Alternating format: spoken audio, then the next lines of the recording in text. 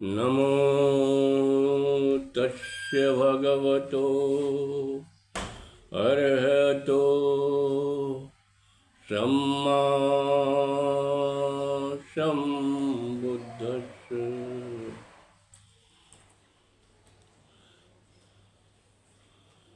चिरावती नदी के तट पर बसे गांव के ब्राह्मण वशिष्ठ, जो भगवान बुद्ध से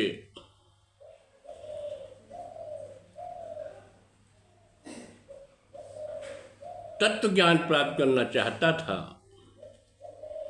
वो जानना चाहता था कि क्या सृष्टि के निर्माता ईश्वर हैं।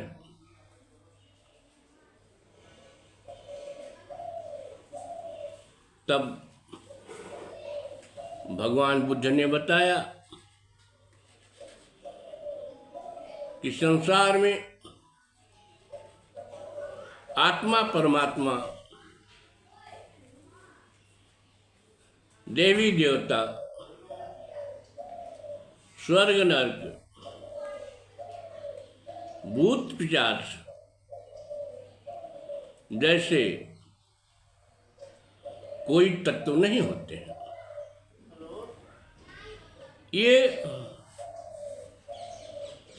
एक बल के द्वारा कल्पना किया गया है, जिसका भय दिखाकर, डर दिखाकर वे पाखंडी, अंधविश्वासी अनेक प्रकार के कर्मकांड कराते हैं और धन ऐंठते हैं।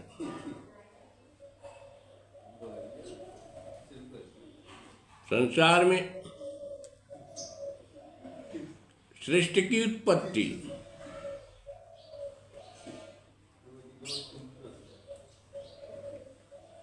सूक्ष्म कणों,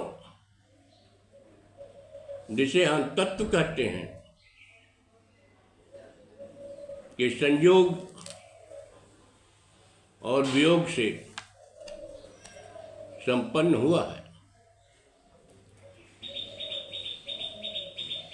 पहले एक कोशीय जंतु बने, तो द्विकोशीय जंतु बने, फिर बहुकोशीय जंतु बने और अनेक प्रकार के अंगों वाले जंतु, पेड़ पौधों का विकास संभव हुआ। इस विकास के क्रम में करोड़ों वर्ष, अरबों वर्ष लग गए। यह बहुत आसान है। यह कह देना कि ब्रह्मांड की रचना, सृष्टि की रचना ईश्वर ने कहे,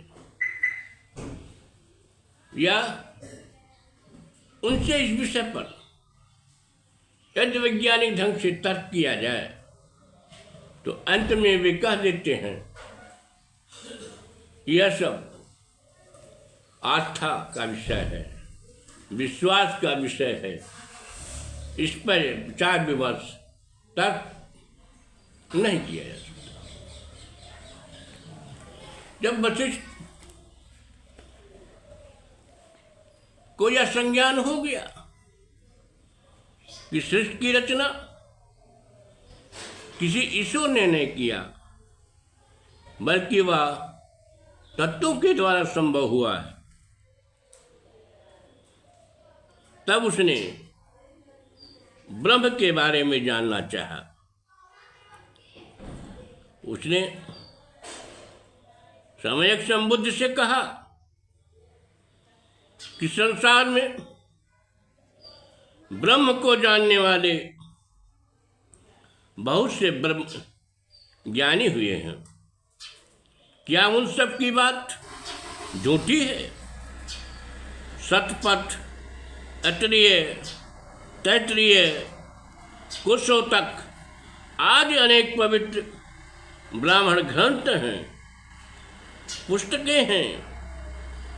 सबके मार्ग भिन्न भिन्न हैं, पर वे सब ब्रह्म में ही विश्वास करते हैं।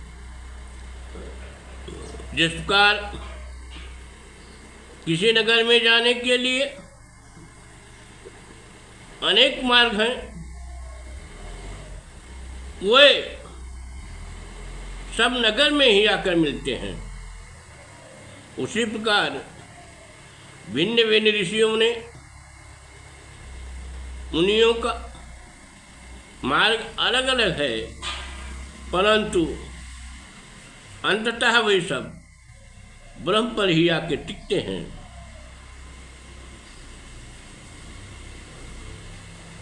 तब तथागत पूछ उस ब्राह्मण ने पूछा, हे दुज ब्रह्म मिलन पथ नाना, जिन ब्रह्मायम से दिवखाना, तिन महाप्रज्ञ की ऐसहु कोई, जाय ब्रह्म कह देख सी होई।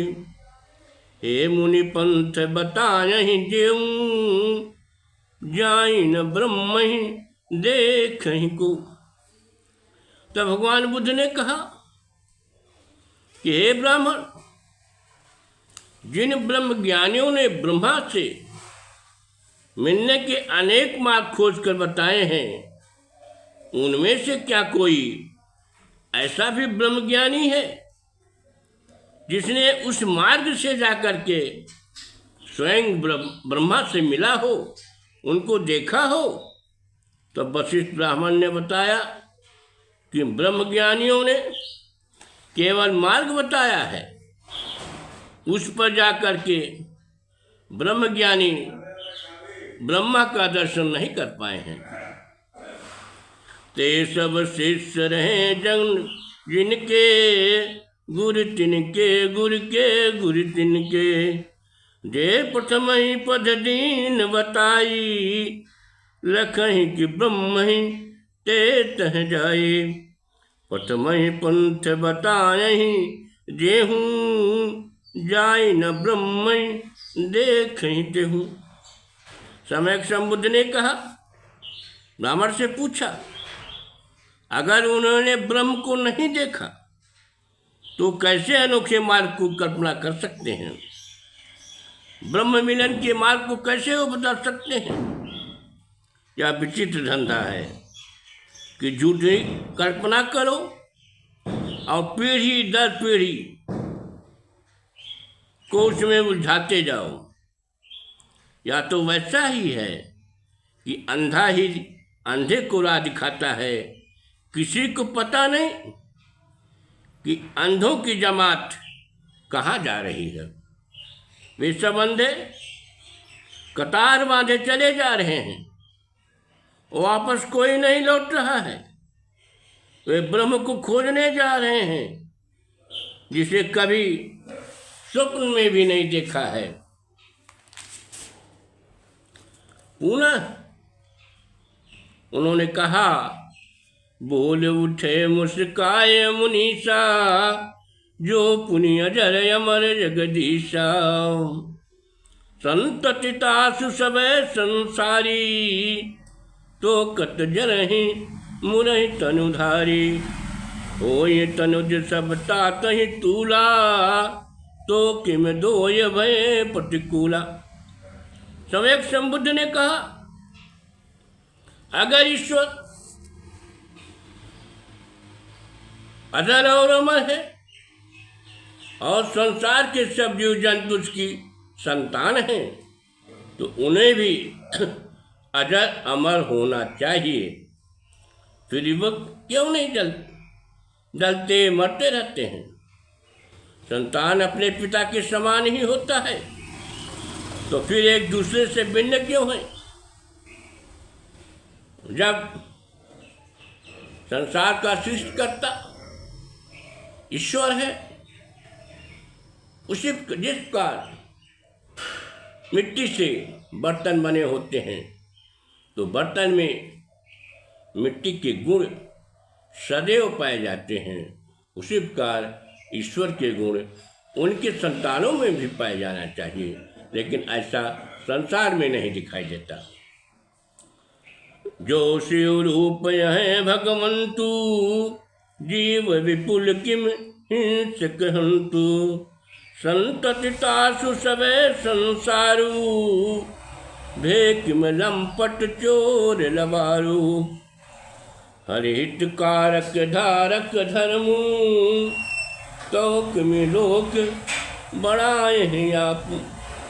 अगर ईश्वर कल्याण स्वरूप है तो शेर, चीते, भेड़िए आज अनेक जीव जंतु हिंसक व हत्यारे कैसे हैं? यदि सारा संसार कल्याण स्वरूप ईश्वर की संतान है, तो व्याभिचारी, चोर, हत्यारे, झूठे कैसे पैदा हो जाते हैं?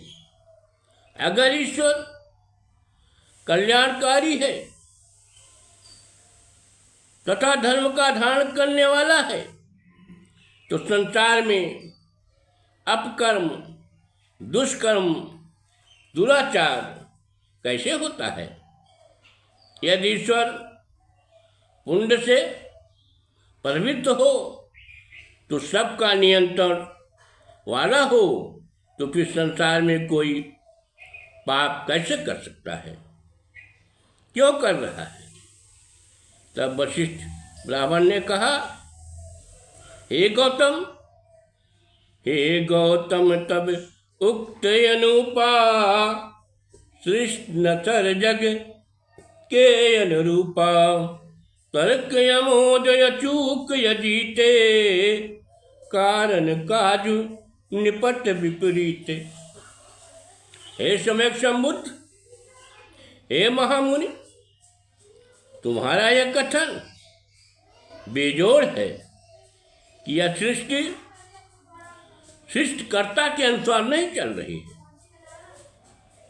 तुम्हारे ये तर्क अकाट्य, अचूक और अजेय हैं कि कारण और काज एक दूसरे के सर्वथा प्रतिकूल हैं। ये सम्यक संबुद्ध, भली बात सोचने, समझने और चिंतन मनन में जांचने से मुझे आपकी बात सच लगती है, तो भी मेरे मन में एक संदेह है, अतः उसे भी दूर करने का कष्ट करें। चालकहीन चले जग कैसे, पालकहीन पले जग कैसे, विश्व प्रपंच जटिले समुझाई, मोहि बतामहु हे मुनिराई। हे मुनिराज, बिना चालक के संसार कैसे चलता है? इस संसार का नियंत्रण कौन करता है? बिना चालक के संसार का चलना संभव है।